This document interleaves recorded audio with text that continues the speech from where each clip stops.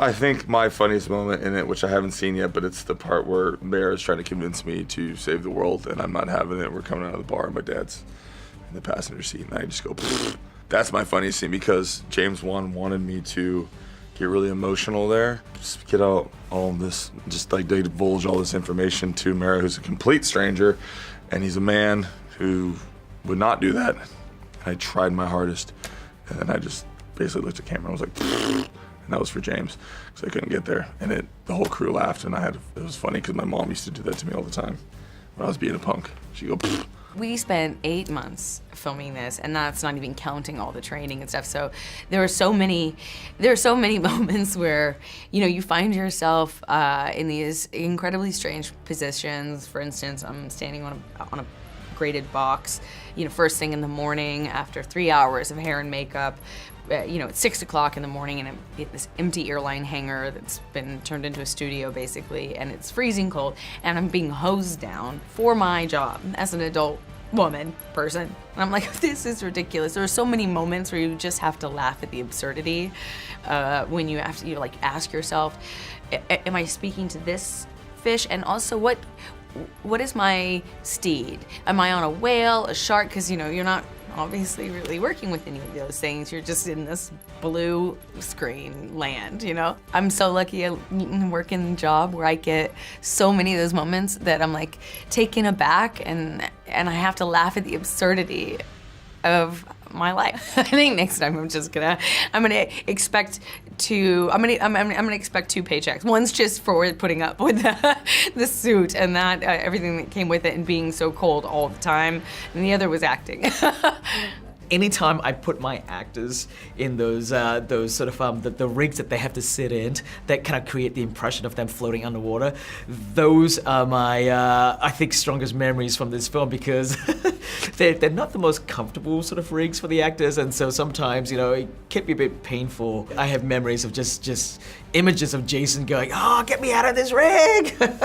So that was kind of funny. A lot of water was involved in this film, just constantly dumping buckets of water on my actors. I'm like, you guys kind of know what you're signing up for, right? When you're signing up for a movie called Aquaman, you know you're gonna get wet. Most memorable moment, I tell you what it is, because so much of my film I'm in a blue screen, so I'm feel like I'm doing some strange avant-garde theater hanging in wires. And then we had one day where I was sitting out on the beach, where we had to do this scene where I come up on the beach, and putting my director's chair facing the ocean in my costume and just falling asleep. That was my most memorable, because I finally felt like I could just feel the warmth of the ocean, and it's great. Very relaxing. So there was one day where like Jason is learning to play the bass, and he would sort of stroll into set like learning to play his bass as he's in his Aquaman outfit, trying to get ready for a scene. I was like, what are you doing? Like, it was very funny. I play drums, I play guitar, so we had a little band set up, so I would always encourage him to want to play together, and he got pretty good. He was learning the bass, so it was good. We had another couple stunt guys who played, and our trainer was learning guitar, but I play in a band with my brothers, so I was really always looking for someone to play with me, which sadly I was usually just my own drum solo waiting for people to pick up an instrument, but people got very scared, I think. Over, I think, a Bordeaux. She's a fan of wine, I'm a fan of Guinness, and we sat down and had some drinks and hashed it out.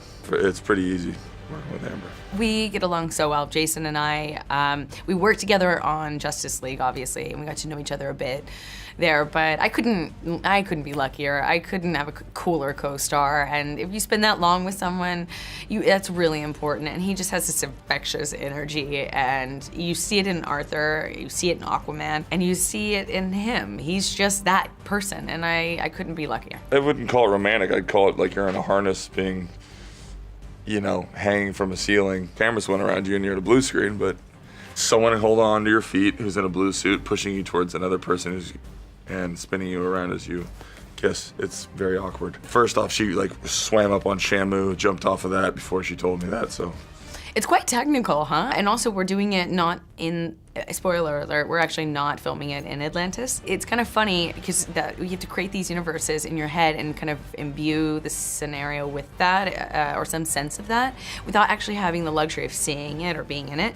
So it's quite, it takes a lot of choreography and practice, especially considering it involves being rigged up to wires and things that you don't necessarily have control over. It's quite strange. They were kind of harnessed in, again, those really uncomfortable harnesses in a blue screen room with, with like basically a camera just like kind of zipping around them.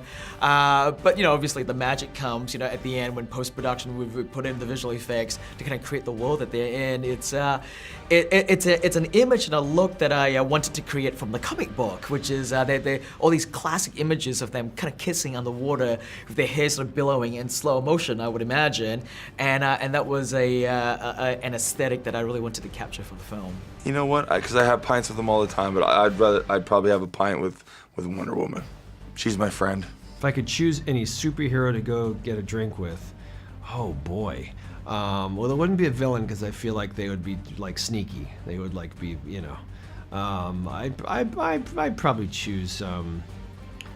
I think Clark Kent would have a nice wholesome beer together and discuss, the future and the city. I guess maybe Superman, and just because he's such an interesting character. I think it'd be interesting to pick Superman's brain and see what it is about, how he sees mankind and stuff like that. So I don't know, that could be an interesting one. Lift those weights and have a good diet. The proper amount of protein and carbs and fats. And, there's like someone who hands me some shit, do it. I think food just becomes fuel at that point. It's not like I would want to eat pasta and all the things that aren't good for you, and that's what I enjoy. But that's not what you can have when you're doing Aquaman. Who would I choose? That's very interesting. Who would I, Patrick, choose or Orm? Because I think they're two different things. I think Orm would probably like somebody a little more villainous. I'd probably choose Wonder Woman. Yeah,